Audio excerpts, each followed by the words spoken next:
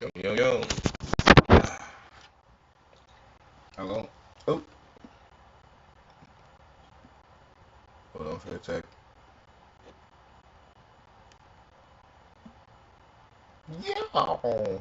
Hello. Oh shit, I'm falling. Okay, everybody. Yo, yo, I'm back again. I told you it wasn't gonna take long. I was gonna be back on. I'm gonna be doing a lot of videos right now. I just got a good news. I'm back. I'm gonna be uploading a lot of videos, live streaming. So I'm gonna be on, off. You know, I just want to get as many videos as I can out. It's been a while. It's been a month. I was busy with work. A lot of stuff happened. A lot of stuff happened. Too much to even talk about. I'm sorry. I'm back. I'm really sorry. I'm back. I know I said it before, but I'm human. Life happens, and that's all. Without all that, welcome to the Fried Bulldogs. And today we are gonna be reacting to SCP-1897 Human Domestication Society SCP Animation by SCP Explained Stories and Animation. Like, comment, subscribe to SCP Explained Stories and Animation. Y'all already know what to do with me. Just I I know. I gotta redeem myself. I'm gonna try to redeem myself. I'm going to. I'm sorry for being off for that long. It's just shit happened, and it's almost Christmas, but shit happens.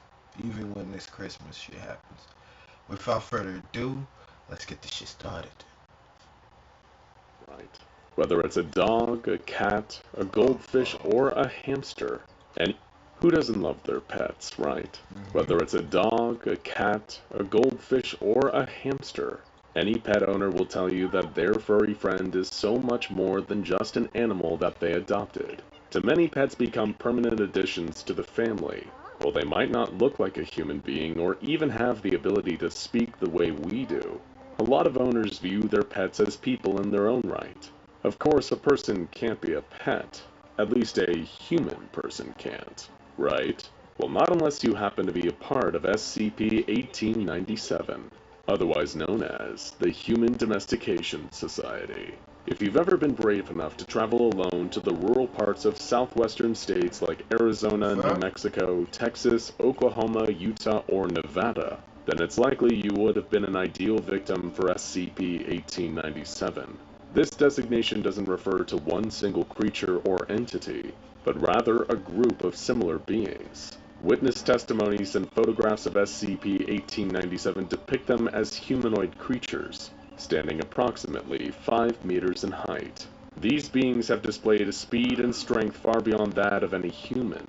They are capable of traveling roughly 200 meters in only 9 seconds, and lifting weights of up to 500 kilos with a single hand. These entities are not immortal, and can be harmed by conventional means. But that doesn't mean it's an easy task. Any SCP-1897 instance that is killed or incapacitated immediately vanishes, resulting in them dropping anything that they may have been carrying at the time. And surprisingly, these are not mindless monsters, and actually appear to be capable of communication. Furthermore, they do not seem to speak a unique or distinct language, but instead communicate in standard American English, with accents and vernacular appropriate to the regions they appear in. However, they will actively refuse to reply to any human that attempts to engage them in conversation. Now, these creatures don't spend every waking hour of the day roaming around the states of Texas, Oklahoma, and all the others we listed. If they did, it's likely a lot more civilians would have spotted them by now, and would probably live their lives in fear of these gigantic 5-meter-tall humanoids. But instances of SCP-1897 will only manifest if certain specific criteria are met. And these are as follows. What is it? To encounter SCP-1897, a person must be alone or part of a group of no more than 2. If more than one person is with them, then no manifestation will occur. There is one exception to the rule. if a child under the age of 12 is present. Secondly, neither the person nor anyone with them can be carrying any kind of weapon. That means no knives, no guns, not even pepper spray. Third and finally, they must be at least 25 meters from a major population center. So And what happens when all of these conditions are met and one of these creatures appears? Anyone witnessing their arrival will notice the creatures materializing, appearing to emerge from some form of unseen vehicle. When they manifest, the SCP-1897 entities are almost always carrying long poles with large nets at the end, as well as steel cages, and are often seen wearing dark green uniforms. In most cases, they will attempt to capture any nearby person in a way that causes them the least possible harm. Should an SCP-1897 creature successfully apprehend a person and place them in a cage, both them and their captive will vanish in a similar manner to the way the creature appeared. All attempts to track SCP-1897 or one of its abducted victims have failed. There is no way to know where they are taken, but as far as what happens to them, that we do have a little more insight to. Okay, tell me. Sometimes, although it is a highly rare occurrence, the captured human victims may reappear around a month after their capture, while never in the same location as where they disappeared from. They will always be accompanied by an SCP-1897 instance and will stay close by the creature's side. At this point, the abductee is barely human anymore. They are considered an instance of what is known as SCP-1897-1. Okay. What signifies this sudden and drastic transformation? For one, these victims are always found to have been forcibly castrated or sterilized, essentially no longer able to reproduce the way humans naturally do. For another, these instances of SCP-1897-1 universally display a decreased level of cognitive and mental function. What we mean is that their brains do not function the way they should anymore. Instead, these abductees exhibit the same level of intelligence and capability as the average Canis lupus familiaris, otherwise known as the common domestic dog. Should someone attempt to rescue a person that has become an instance of SCP-1897-1, or display hostility towards the SCP-1897 creature that accompanies them, they will be met with outward animalistic aggression from the victim. It has been discovered by the SCP Foundation that these behaviors can be treated with amnestics. Unfortunately, though, the process of an abducted person becoming an SCP-1897-1 instance seems to be the result of an invasive medical procedure known as a lobotomy. This typically involves removing or disabling certain parts of the human brain, meaning that what has been done to these victims is permanent and cannot be reversed. So who is doing all of this? Why are these creatures collecting innocent human beings only to reduce them to little more than animals? The answers lie in something currently referred to as SCP-1897-2. Not another creature or entity, not an anomalous artifact or location with strange properties, but a website found at the address www.hdsociety.gov. According to the information on this site, it belongs to a group calling themselves the Human Domestication Society. The website features pages such as adoption, training, breeding programs, volunteering, and more. The fact that this is the kind of website you might expect to be about dogs or cats, but instead focuses on the domestication of humans is certainly enough to turn the stomach. As we said at the start of the video, surely a human being can't be somebody's pet. Right? Wrong. At least as far as the Human Domestication Society goes. Their website contains everything and anything one of these SCP-1897 creatures could ever hope to learn about owning a human as a pet. Has your human been misbehaving? Need to train them to use the toilet? These pages have all the information you need to help your human become the most well-trained human on your block. Boast the training page of www.hdsociety.gov. The remainder of the page contains links to various articles such as Obedience Training, which claims an owner of a human can show them who's boss without the need for physical violence. Also featured are mentions of how to toilet train or play fetch with a human, how to introduce a human to others due to them naturally not getting along. Perhaps most chilling of all is one article titled, Understanding What Your Human Wants, that warns human beings shouldn't talk. And another, Dealing with Strays, offers tips for anyone wanting to learn to capture their own pets themselves. It doesn't seem like too much of a leap to think that the SCP-1897 creatures have followed a lot of the advice from this particular article. Arguably worst of all is an image featured on the website of a tall, menacing SCP-1897 entity brandishing a Picana Electrica.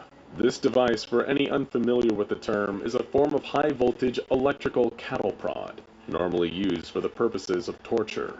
In the photograph in question, the creature is wielding one of these while standing sternly over a helpless captive human male, now an instance of SCP-1897-1 with tears in his eyes. Further pages found on www.hdsociety.gov recommend solutions to certain human behaviors. For example, like one might expect to find on other pet care websites. Some of the Human Domestication Society's articles pertain to dealing with aggression, grooming, house training, and even toilet training. Then there's the adoption page, which states, "We offer a large variety of humans for adoption every single day. While we cannot guarantee a human you see listed on our website will be available when you reach the shelter, our inventory is updated every half hour. We cannot answer any questions about specific humans pictured on our website over the phone or email." It is still unclear whether or not the SCP-1897 creatures that have been known to appear in the southwestern United States are sent out to gather humans en masse to offer for adoption, or whether these creatures are individuals trying to obtain human pets on their own. Of course, the worst conceivable answer is both. The site is horrifyingly comprehensive, with links to an actual human ownership convention, with panels on breeding and preventing illegal human poaching and skinning. It's safe to say if that you were ever unlucky enough to read this website, it would haunt you for life. Yeah. Naturally, the SCP Foundation has made several attempts to contact the owners of this website. They tried in vain to communicate through the official channels about SCP-1897-1 adoption, as a way of peacefully negotiating that the Human Domestication Society website be shut down, as well as its practices of capturing, lobotomizing, breeding, and adopting humans. However, these communication attempts were met with silence. That is, until a message was received by the Foundation at Site-06, addressed to a member of personnel that does not exist. No data pertaining to the physical location of the sender could be derived from the email, but it was traced to the same IP address as the Human Domestication Society's website. The email read as follows: "We will not listen to your lies any longer. It was you who came after us first. You who tore holes in our world and tried to annihilate us. You who took our olive branch of peace and fashioned it into a spear. You who nearly drove us to extinction. And now that we have the advantage, you attempt to patronize us with your crocodile tears. We will not be deceived again. But unlike you, we are not monsters. We have much anger towards your kind, but we are willing to forgive. But first you must be willing to change. Slavery and genocide are immoral, and not even you deserve such a fate. It is our belief then that this alternative is a fair compromise between guaranteeing our safety and allowing your kind to live. This is our mercy to you. Look at the humans who have gone through our program. See how much happier they are. Your correspondence tells us that you have seen them. See how much they love us. Why then do you continue to be defiant? Someday you will thank us. Please try to understand that this is for your own good." For now, there is little that the SCP Foundation can do to prevent the Human Domestication Society from abducting human beings to sell as pets to other SCP-1897 creatures. Civilian access to the HDSociety.gov website has been restricted, so we recommend you stop typing into the search bar of your browser to go take a peek. Yes, we mean you. Seriously, stop that. I wasn't As for the entities that have appeared in the rural areas of the southwestern states, all the Foundation can do is position its agents nearby, in the hopes that they can detain and neutralize the SCP-1897s as they appear, with lethal force if necessary. At present, the only procedure for any human pets that are successfully recaptured is to have them moved safely to containment until a way of rehabilitating them is found. So far, there hasn't been any luck on that front. Now go check out SCP-1337 The Hitchhiker, and Irresistible Pickup Artist SCP-3512 The More You Know, for more unforgettably disturbing anomalies that'll chill you to the bone. You know who needs some scaring? Damn. Who does? Damn. That one was creepy. And not in the booga. Wait, no, it was just unsettling.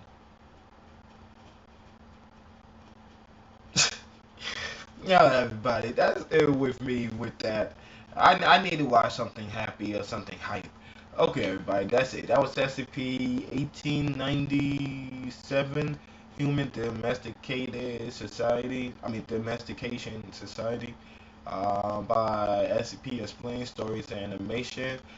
Like, comment, subscribe to SCP Explain. Like, comment, subscribe to me, Fry Bulldogs. I'll see you in the next video. Peace out.